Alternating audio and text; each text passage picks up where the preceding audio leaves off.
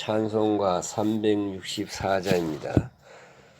내 기도하는 그 시간 그때가 가장 즐겁다. 이 세상 근심 걱정에 얽매인 나를 부르사 내 진정 소원 주 앞에 낱낱이 바로 아래요. 큰 불행 당해 슬플 때 나위로 받게 하시네. 내 기도하는 그 시간 내게는 가장 귀하다. 저 광야 같은 세상을 끝없이 방황하면서 위태한 길로 나갈 때 주께서 나를 이끌어 그 보좌 앞에 나가 큰 은혜 받게 하시네. 내 기도하는 그 시간 그때가 가장 즐겁다. 이때껏 지은 큰 죄로 내 마음 심히 아파도 참마음으로 뉘우쳐 다 숨김없이 아뢰면 주 나를 위해 복 주사 새 은혜 부어주시네. 내 기도하는 그 시간 그때가 가장 즐겁다. 주 세상에서 일찍이 저 요란한 곳 피하여 빈들에서나 산에서 온 밤을 세워 지내사 주 예수 친히 기도로 큰 본을 보여주셨네. 아멘. 기도드리겠습니다. 은혜로우신 하나님 아버지, 오늘 또 눈을 뜨면서 주님을 사모하게 하시고 오늘 또 새날 귀한 복된 하루를 열게 해주신 그 은혜를 진심으로 감사합나이다. 주여, 오늘 또 귀한 말씀으로 일깨워 주실 줄을 믿습니다. 이제 원하는 것은 계시의 영을 주시고 지혜의 영을 주셔서 주여 우리 앞에 있는 세계를 바라보면서 우리의 마음의 눈을 밝혀 주옵소서. 신비한 세계를 바라보며 그 은혜에 보답하는 감사 감격하는 생활이 되고 우리의 소망과 기업과 능력의 위대함을 깨닫고 능력이 시험을 이길 수 있는 저희들 되게 하여 주시옵소서. 하나님 새 마음으로 하나님을 섬기게 하시고 승리하는 생활이 되게 하여 주시옵소서. 조금도 좌절함이 없는 놀라운 주의 사람들로 살게 하여 주시옵소서. 자비하신 주여, 오늘도 하나님 말씀이 바로 전해지게 하시고 현장에서 듣는 이의 마음을 열어주시옵소서. 구원과 중생의 역사가 있게 하옵소서. 오늘 하루의 모든 삶을 주님께 다가오고 예수님의 이름으로 간절히 감사하며 기도합나이다. 아멘. 오늘 주신 말씀은 에베소서 1장 15절에서 19절까지 봉독해 드리겠습니다. 15절입니다. 이로 말미암아 주 예수 안에서 너희 믿음과 모든 성도를 향한 사랑을 나도 듣고 내가 기도할 때에 기억하며 너희로 말미암아 감사하기를 그치지 아니하고 우리 주 예수 그리스도의 하나님 영광의 하나님께서 지혜와 계시의 영을 너희에게 주사 하나님을 알게 하시고 너희 마음의 눈을 밝히사 그의 부르심의 소망이 무엇이며 성도 안에서 그 기업의 영광의 풍성함이 무엇이며 그의 힘의 위력으로 역사하심을 따라 믿는 우리에게 베푸신 능력의 지극히 크심이 어떠한 것을 너희로 알게 하시기를 구하노라. 아멘. 예, 오늘 우리는 에베소서를 공부하고 있습니다. 오늘 본문 가운데는 보시는 바와 같이 기도문이 있습니다. 하나님이 어째서 이렇게 그의 편지 중에 기도문을 썼는가 하는 생각입니다.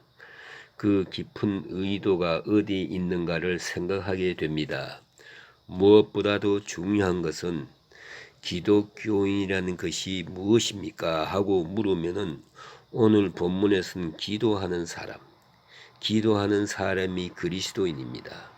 또 신앙생활이 뭐냐 하고 묻는다면 그 대답도 기도생활 이렇게 말하고 싶습니다. 우리는 종종 신앙생활을 윤리생활, 사회생활, 도덕생활에다 기준을 두고 평가하려고 할 때가 많습니다. 그러니까 정직하게 사는 것, 착한 일을 하는 것 그거 아닙니다. 물론 착한 일을 해야지요. 하지만은 그렇다고 그가 교인은 아니에요. 예수 믿는다는 것은 하나님과 나와의 수직적 관계입니다. 종말적 관계입니다. 그러니까 쉽게 말해서 예수 믿는다는 것은 기도하는 사람이에요. 그리고 기도의 문이 열려 있는 사람이에요. 기도의 응답을 들으면서 사는 사람이에요.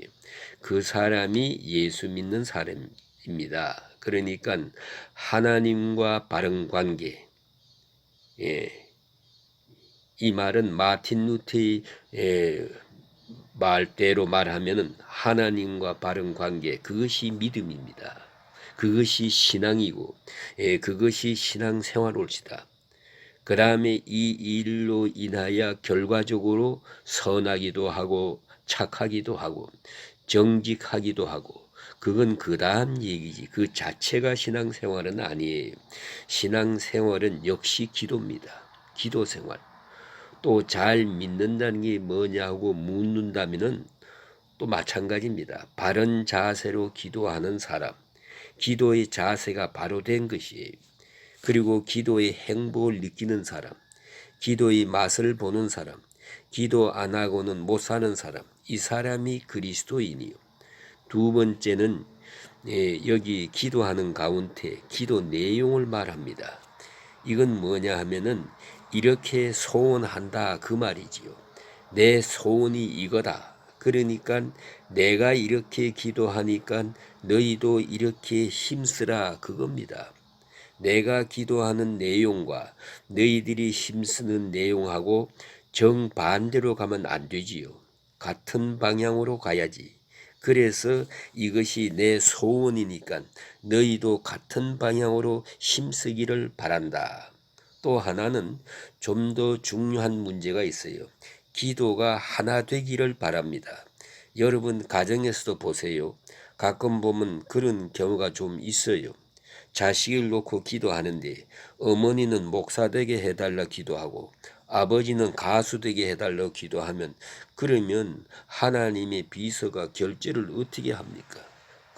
이러면 안 되지요. 기도가 한데 모아져야 돼요. 한 마음 한 뜻이 돼야 돼요. 그러니까 바울이 내가 너희를 위해서 이렇게 기도한다. 그런 거로 너희도 이렇게 기도하라. 그래서 기도의 내용을 알라고 하고 있는 겁니다. 이 대단히 중요하지 않습니까? 그래 나는 이렇게 기도하노라. 또한 기도하는 마음에 대해서 생각해야 돼요. 기도하는 마음이 어디서부터 왔느냐 하면 오늘 본문에 이렇게 말하고 있지 않습니까? 주 예수 안에서 너희 믿음과 모든 성도를 향한 사랑을 나도 듣고 너희를 인하여 감사하기를 그치지 아니하고 기도한다. 그랬어요. 이건 기도의 분위기를 말하는 것인데요. 여러분, 이 기도라는 것은 답답한 일이 있어서 죽을 지경이 되어 가지고 몸부림을 치면서 이렇게 기도하는 하나님이 그것도 들으시지만은 그렇게 큰 힘이 없습니다. 가장 위대한 기도는요, 감사하면서 기도하는 거예요. 빌립보 4장에 보면 감사함으로 아뢰라. 그리하면 지각에 넘치는 하나님의 은혜가 함께 한다 그랬어요. 감사함으로 아뢰라. 아이들이 와서 뭐라고 하면서 생글생글 웃으면서 전에 주신 것 감사해요. 늘 보호해 주신 것 감사해요. 요렇게 나오면은 벌써 줄 마음이 생기는데 징징거리면서 나는 이 집에 태어난 것이 불행하고 어찌다 팔자가 잘못되어 가지고 이런 식으로 나오면 영 줄 마음이 없어요. 그런 거로 하나님 앞에 나오면서 생글생글 웃으면서 기도해야 돼요. 예쁘게 기도해야지. 예쁜 얼굴로, 그게 중요합니다. 감사한 마음으로, 기쁜 마음으로 하나님 앞에 기도해야 된다 하는 말씀이고요. 그 다음에 기도의 대상에 대해서 오늘 본문에서 조금 엿볼 수 있습니다. 여기 보니까 이렇습니다. 우리 주 예수 그리스도의 하나님, 영광의 아버지, 그리스도의 하나님, 예수님이 부활하신 다음에 막달라 마리아에게 말씀하시기를 내 아버지 곧 너희 아버지 이렇게 말합니다. 사실은 엄격히 따져서 말하면 하나님은 예수 그리스도의 아버지예요. 우리는 예수 믿어서 하나님을 아버지라고 부르게 된 거예요. 예수만이 진짜 아들이고 우리는 다 양자입니다. 그러니까 예수께서 우리를 위해서 십자가에 돌아가심으로 인해서 우리가 그 공로를 믿고 그 의의를 믿음으로써 비로소 우리가 하나님 자녀된 것이지요. 그러니까 하나님 아버지, 예수의 하나님, 영광의 아버지, 여기서 비로소 우리가 하나님 앞에 아버지라고 부르며 예수 이름으로 기도하게 된 것입니다. 그리고 기도의 제목을 보십시다. 오늘 기도 제목을 가만히 보면요, 특별한 것은 우리가 흔히 말하는 대로 뭘 달라는 것이 없어요. 또 이렇게 해 주세요 한 것도 없어요. 그런 물리적인 것이 없고 환경적인 것도 없어요. 환경을 바꿔주세요. 나 이거 못마땅합니다. 이 세상을 좀 바꿔주세요. 이런 얘기가 없어요. 오늘 본문의 특별한 것은요, 세상을 바꿔주세요 하는 말이 없고 내 마음을 바꿔주세요. 이렇게 나옵니다. 내 마음을 바꿔주세요. 이걸 잊지 말아야 돼요. 우리는 기도 제목이 언제나 세상이요. 뭐 나라가 어떻고 세상이 어떻고 가정이 어떻고 남편이 어떻고 자기가 어떻고 전부 하나님이 해야 할 일만 말해요. 하나님이 모르시는 것 아닌데 나는 부동자세요. 하나님이 해야 할 일만 열심히 고발하는 거예요. 생각해 보세요. 하나님 앞에 죄송스러운 것입니다. 참 너는 아는 것도 많다. 아니 내가 해야 할 일을 너가 다 말하고 있구나. 안 그렇습니까? 이건 잘못된 기도입니다. 그래서 예수님이 일찍이 말씀하셨어요. 구하기 전에 아시느니라. 그러잖아요. 그거 모르시는 하나님이 아니에요. 오늘 성경에 보면 총체적으로 하시는 말씀이 뭐냐 하면 나를 움직여 주십시오. 나를 알게 해 주십시오. 그런 내용입니다. 내 자신에게 변화를 달라고 하는 그런 내용으로 되어 있습니다. 먼저 기도 제목이 뭐냐 하면 지혜와 계시의 영을 주사. 이게 첫째 기도입니다. 지혜의 영을 주십시오. 다시 말하면 영감을 주십시오. 성령의 감동을 주십시오. 그런데 그 성령의 감동을 지혜의 영, 계시의 영 이렇게 말하고 있습니다. 그러나 이 표현을 두 가지로 했지만은 내용은 같은 것입니다. 지혜는 하나님께로부터 오는 것입니다.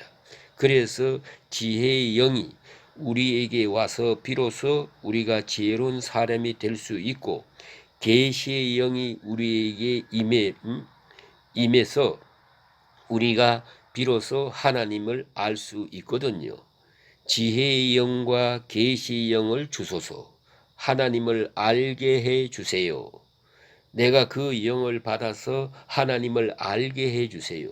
그러니까 우리가 요새 쓰는 말로 말하면 성령 충만하게 해 주세요. 그런 내용입니다. 여러분 깊이 생각해야 합니다. 우리가 이렇게 마음에 이렇게 성령의 역사가 있어야 하거든요. 그래야만 비로소 하나님 세계를 알 수 있거든요. 재밌는 얘기 하나 하겠습니다. 어떤 사람이 호두빵 만드는 집 앞에 앉아서 호두빵을 사 먹었어요. 호두빵 몇 개를 먹어봐도 호두빵 안에 호두가 없어요. 아무리 씹어봐도 호두 부스러기도 없어요. 그래서 여보 주인, 이거 호두빵이라고 그랬는데 호두가 없잖아. 그러니까 또 이 사람 대답이 더 재미있어요. 붕어빵 속에 붕어 있어? 그게 명답이요. 예? 그러나 분명한 것은요. 그리스도인 속에는 성령이 있어야 돼요. 예? 붕어빵하고는 다릅니다. 로마서 8장에 분명히 말합니다. 그리스도의 영이 없으면 그리스도의 사람이 아니다 그랬어요. 예? 그리스도의 영이 없으면 그리스도의 사람이 아니다. 우리가 그리스도에 대한 지식이 많고 또 그리스도에 대해서 많이 알았다 하더라도 소용없습니다. 영이 감동할 때만이 비로소 그리스도인이에요. 그래서 바울은 말합니다. 계시의 영을 주어서 하나님을 알게 해 주십시오. 이렇게 기도하고 있는 것입니다. 얼마나 귀한 기도인 줄 모릅니다. 하나님을 알게 해 주십시오. 왜? 하나님을 알면 이 모든 문제가 다 해결됩니다. 그래서 종교개혁자 칼빈은 말합니다. 하나님에 대한 지식이 없이는 내 자신에 대한 지식이 없다. 이렇게 말합니다. 유명한 말입니다. 하나님을 알 때 비로소 나를 아는 거예요. 하나님을 알고야 나를 알게 되어 있어요. 하나님을 모르면 나를 몰라요. 나라는 존재, 이 피조물이란 존재의 의미를 모릅니다. 그래서 그 왜 공산주의자들이 이런 사람들이 그러잖아요. 공산주의자들이 하나님을 부인하고 보니까 인간이 인간됨을 부인하고 말아요. 그것을 경험했다고 그 어느 헝가리 교주가 말했습니다. 하나님을 부인하고 나니까 사람이 동물이 되어버려요. 사람이 물건이 되어버리고 말더라는 거예요. 예? 악마가 되어버려요. 그런 거로 계시의 영을 주어서 날마다 하나님을 알게 해주세요. 더 밝히 알게 해주세요. 그리할 때 나도 알고 세상도 알고 내가 해야 할 일도 알고 다 알게 될 것이니까요. 또 하나 두 번째 기도 제목이 뭐냐 하면 마음의 눈을 밝혀주세요 그랬어요. 여기서 꼭 깨달아야 할 것이 있습니다. 마음의 눈을 밝혀주십시오 그랬지요? 예, 열어주십시오 그러지 않았어요. 여러분 이건 인신론의 문제예요. 인신론. 철학에서 하는 말인데 보세요.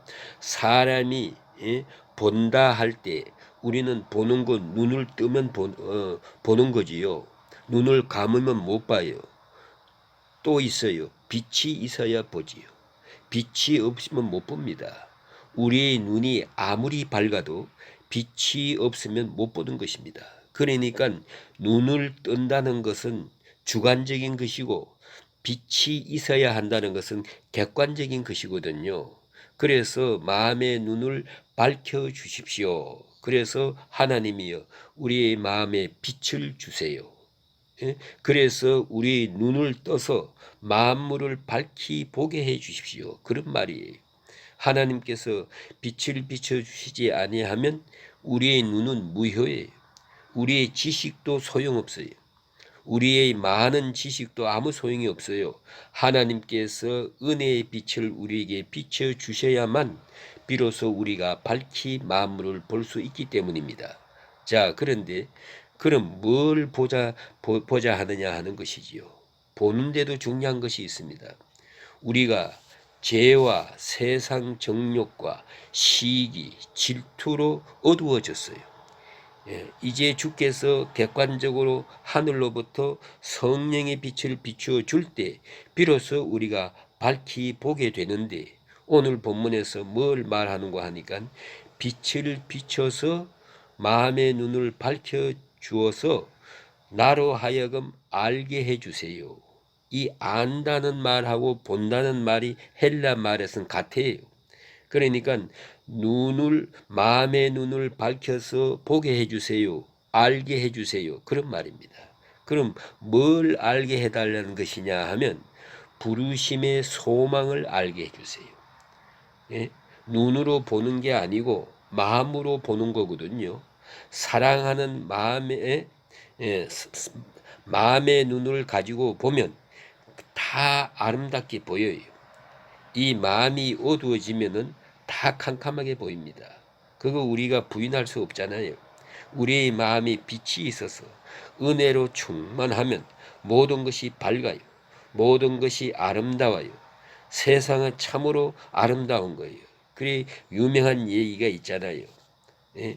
무학대사하고 이성계 이야기. 늘 친했다면요. 그런데 이성계가 어느 날 짓궂은 얘기를 했대요. 무학대사를 이렇게 들여다보다가 자네는 얼굴이 돼지상이네 그랬대요. 돼지 닮았다고. 그러니까 무학대사는 그 용안을 들여다보면서 하는 말이 임금님 부처님 상입니다. 그래서 이성계가 한마디 했답니다. 아니 나는 아무리 임금과 신하 사이에 농담이지만은 돼지 같다고 했는데 자네는 어째서 부처님 같다고 했는가. 그 무학대사가 시치미를 딱 대고 하는 말이 그거야 물론 자기 마음 생긴 대로지요. 자기 마음 생긴 대로 남의 얼굴을 보는 게 아닙니까? 당신은 마음이 돼지 같으니까 나를 돼지로 보고 나는 마음이 부처님 같으니까 모든 사람을 부처님으로 봅니다. 그래서 꼼짝 못하고 한 대 의대 맞았대요. 사실입니다. 우리 마음이 빛이 있어서 은혜로 충만하면요. 모든 것이 밝아요. 모든 것이 아름다워요. 세상은 참으로 아름다운 겁니다. 그 마음의 눈이 밝아야 밝히 보는데, 물론 세상도 보고 나도 보아야 되겠지만은 가장 핵심적인 것이 뭐냐? 오늘 본문에 세 가지를 말하고 있어요. 소망, 기업, 능력, 이걸 보게 해주세요. 이걸 알게 해주세요라고 말합니다. 부르심의 소망, 이건 미래입니다. 여러분 미래를 볼 줄 알아야 돼요. 유명한 얘기가 전해집니다. 그 불란서의 어떤 학생 하나가 법과대학 졸업반 다니는데 이제 마지막 학기가 되었어요. 학비가 모자라서 신부님을 찾아가서 부탁을 합니다. 학비를 좀 도와주세요. 그러니까 마침 어떤 사람이 좋은 일에 쓰라고 갖다 주었네. 이건 자네를 위하여 보내준 거구만. 갖다 공부하라고. 그게 너무 급하게 소원이 이루어져 가지고 당황하고 있는데 가져가라고. 감사합니다. 그리고 문 밖을 나서는데 잠깐 보자고. 예. 자네 그걸 뭘 할 건가? 등록금 내야지요. 그리고 또 뭘 할 건가? 공부해야지요. 공부해서 뭘 할 건가? 법과대학을 마쳐야지요. 그 다음은 뭐 하는가? 변호사가 되겠습니다. 그 다음은 불쌍한 사람을 위해서 열심히 변호하겠습니다. 그 다음은 장가 가겠습니다. 그 다음은 돈 벌겠습니다.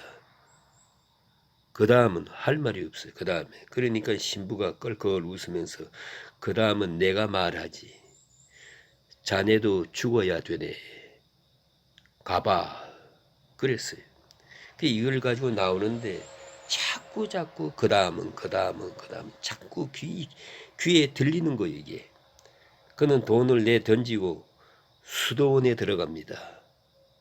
그래 수도사가 되고 그가 세상을 떠난 다음에 그 비석에다가 그의 좌우명을 썼어요. 그 다음. 여러분 생각해 보세요. 그 다음 뻔한 것 아닙니까? 이걸 볼 줄 알아야 돼요. 부르심의 소망, 우리에게 주어진 약속된 미래, 이걸 보아야지요. 이것만 보여지면 문제가 없어요. 두 번째는 기업입니다. 이것은 하나님께서 우리에게 주시는 영광의 기업입니다. 영광의 기업. 이걸 바라보는 눈을 가지고 있어야 돼요. 또 있어야 능력입니다. 어떤 능력이냐 하면 그리스도의 힘의 능력. 그리스도께 능력이 있어요. 그 역사하심에 따라 믿는 우리에게 베푸시는 능력, 그리스도의 능력, 그 능력이 우리에게 베푸시는 능력이 있다 이 말이에요. 예수님의 능력, 그 베푸시는 능력을 따라서 제자들이 능력 있는 사람이 됐어요. 또 우리도 예수를 믿어서 죄를 이기고 사망을 이기고 나를 이기고 사탄을 이기고 그런 간증을 가지고 살아야 돼요. 내게 주어진 능력을 내가 알고 있어야 돼요. 보고 있어야 돼요. 그러면 이제 우리 앞에 있는 문제가 하나도 문제될 것 없는 것입니다. 그래서 사도 바울은 이렇게 기도하고 있는 거예요. 하나님이여 마음의 눈을 밝혀주소서. 우리 앞에 있는 소망, 기업, 능력을 알게 해 주십시오. 거기까지만 기도했어요. 이것만 되면 나머지 문제는 아무것도 없으니까 우리도 같은 마음으로 기도해야 한다는 걸 잊지 말아야 합니다. 오늘 여기까지 말씀드리겠습니다. 이 은혜가 함께 하시기를 주의 이름으로 축원합니다. 아멘.